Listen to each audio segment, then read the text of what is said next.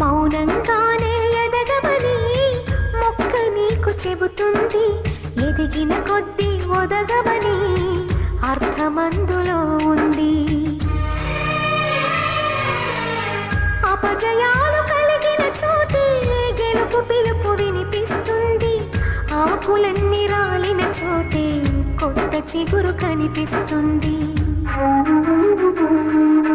మౌనంగానే ఎదగమని మొక్క నీకు చెబుతుంది.